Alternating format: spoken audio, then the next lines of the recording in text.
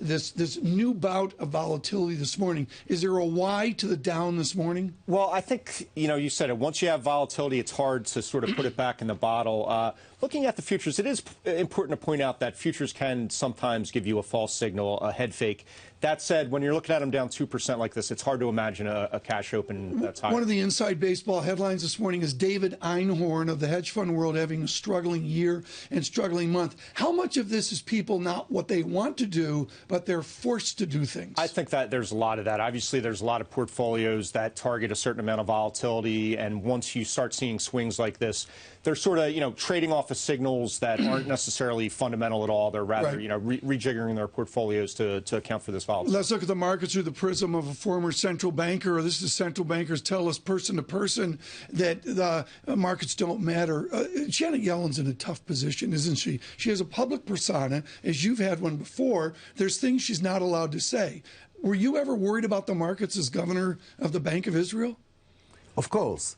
Worried in the sense of looking for information that markets can provide in policy making. But let's face it, the Federal Reserve or any central bank does not look at any specific number in order to set the policy, but rather looks at an assessment. And numbers and data are helping to make this assessment. Well, my assessment, Vonnie, this morning is Brazilian real at the new record weakness. Well, exactly, and that's what I was going to ask. Do central bankers look at all markets equally, or do they discount equity markets in favor of, say, bond markets or currency markets? No, they look at the overall picture.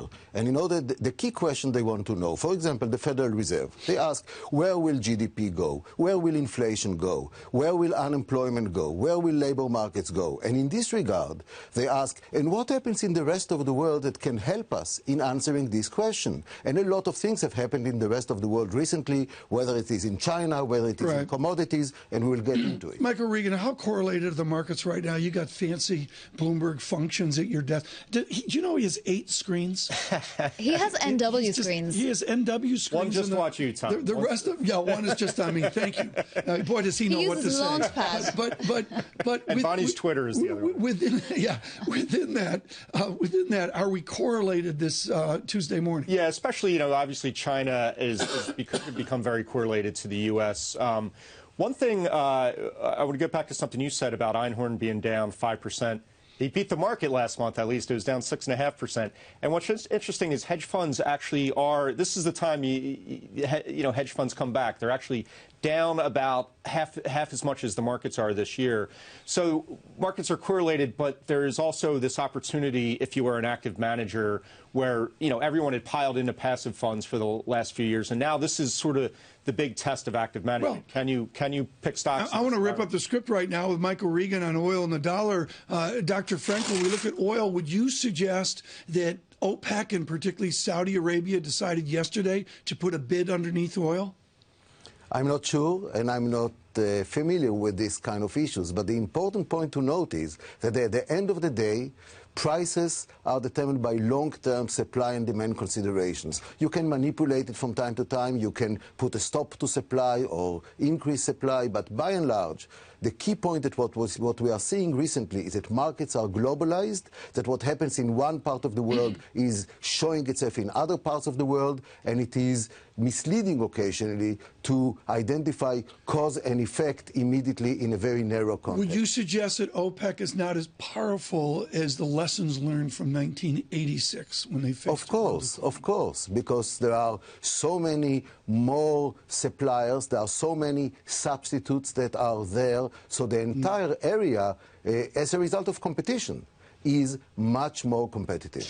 Michael, I just want to ask you about the PMI out of China this morning that we got. It came in just under 50, so just into contraction territory, and it seems to have an impact on Germany and in France and all the other equity markets, and then consequently here in the US. Why is such an impact? We know China is slowing. It's surprising because it was under 50, so that indicates it's shrinking. However, it hit the estimates right on the nose. So how big of a surprise is it to anyone? I'm not really sure. And the futures market actually started tanking before that data came out, and also before Korea had some very poor exports data. Their exports declined a lot more than estimated. That was also after it all ties back together. Obviously, people had probably anticipated these numbers could be weak and sold ahead of it. And, the futures trade in the U.S., at least, it's not, like I said, it's not necessarily indicative of people looking at value. It's hedging instruments and that sort of thing. But the cacophony of August, and as we set ourselves up for the autumn, goes back to Lagarde's great call of a new mediocre. I think she hit the ball out of the park. We've seen this summer, Dr. Frankel, a new mediocre. Is it still with us? Well, we have seen a lower growth rate and lower economic performance. Some of it is because of cyclical reasons, but some of it is because of the fact that what we have gotten used in the past, before the crisis, was completely non-sustainable. And we should remove this from our mind as being the right benchmark. When did you first meet Stan Fisher? Do you have any recollection? Of course. We were both at the University of Chicago in 1969. You were at Wow. a few years ago. You were with Stan Fisher at Chicago. You were with him at Jackson Hole. Your old best buds. Give us a front run here to Stan Fisher on inflation. Does he really believe we can get back to that 2% level? Well, the best way to interpret Stanley Fisher is to read what he said. So I am not a mind reader. He's so smooth. I can make no news out of Frank. We got to ask you. On the contrary, I want to ask you Stanley about is so those. explicit. I'm not a mind reader, but I'm a text reader. And the text reader was very clear what Professor Fisher said. All right. Well, 48% of economists in our survey think that there is going to be a September rate hike. Do you agree with the 48%?